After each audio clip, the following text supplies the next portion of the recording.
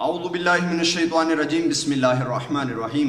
دوستو میں ہوں غلام معین حیدر، آپ کو ہمارے یوٹیوب چینل کنز الوظائف میں خوش آمدید۔ کیا آپ بے اولاد ہیں اور اولاد نہ ہونے کا احساس آپ میں دن بدن بڑھتا جا رہا ہے؟ تو دوستو آپ احساس کم تری کا شکار نہ ہوں اور اللہ تعالیٰ سے امید کبھی بھی نہ چھوڑیں۔ تو آپ اس ویڈیو میں بتائے گئے عمل کو کریں انشاءاللہ۔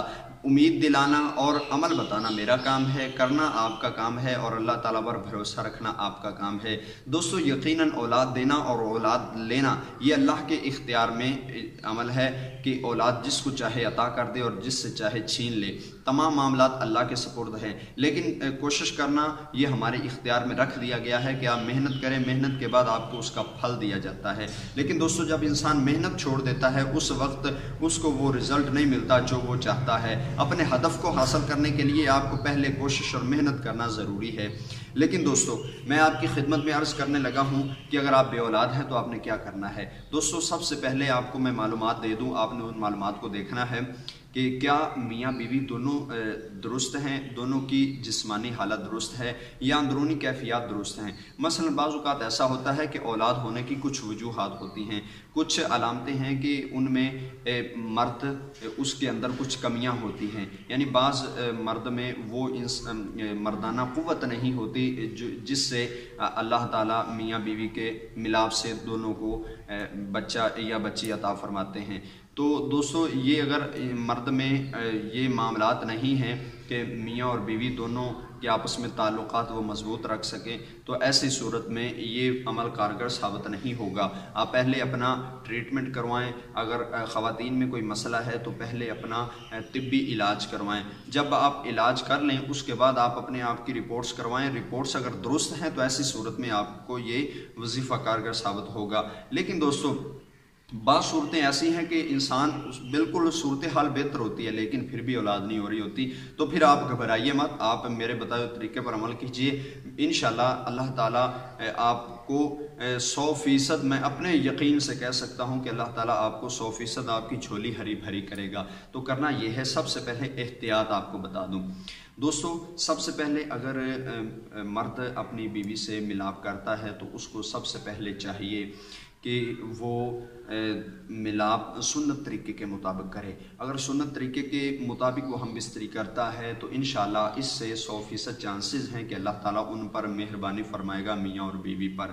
تو دوستو سنت طریقے کے مطابق یہ احادیث میں آپ کو مل سکتا ہے کہ سنت طریقے میں میاں بیوی کا کیا طریقہ کار ہے آپس میں ملنے کا، تو وہ آپ طریقہ پہلے ریڈ کیجئے، اس کے بعد اس عمل کو کیجئے۔ دوستو کرنا یہ ہے کہ آپ نے عورت کھجوریں لے، مرد اور عورت دونوں کھجوریں لے۔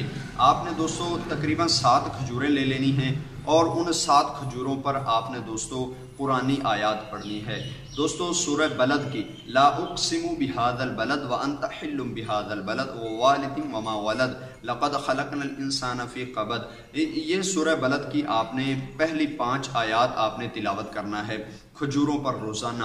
آپ نے دوستو سورہ بلد کی یہ 30ویں پارے کی صورت ہے، اس کی پہلی 5 آیات روزانہ 7 کھجوروں پر دم کر کے میاں اور بیوی نے دونوں نے اس کو تناول کرنا ہے عشاء کی نماز کے بعد۔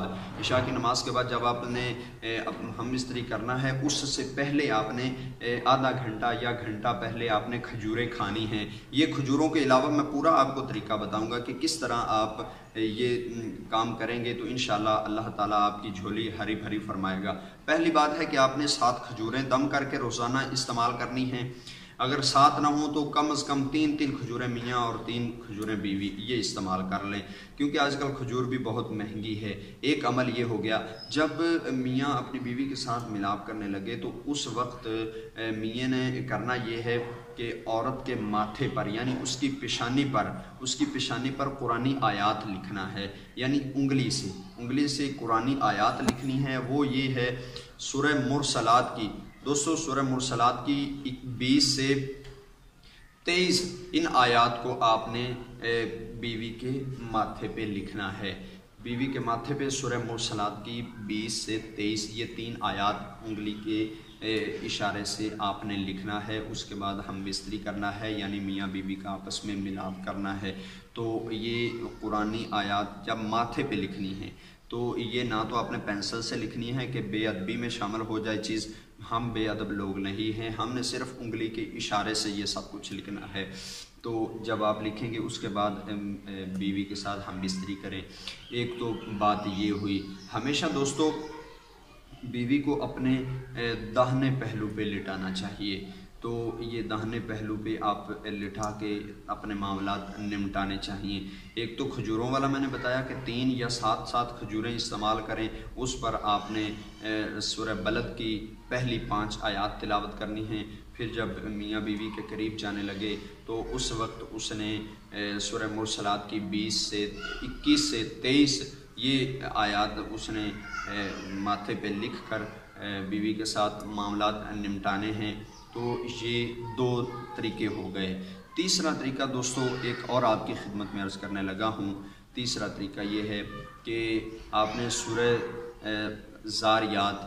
زاریات اور روزانہ جو بیوی سورہ زاریات روزانہ سورہ زاریات کو پانی پر دم کر کے، یہ تقریباً 121 بار سورہ زاریات کی تقریباً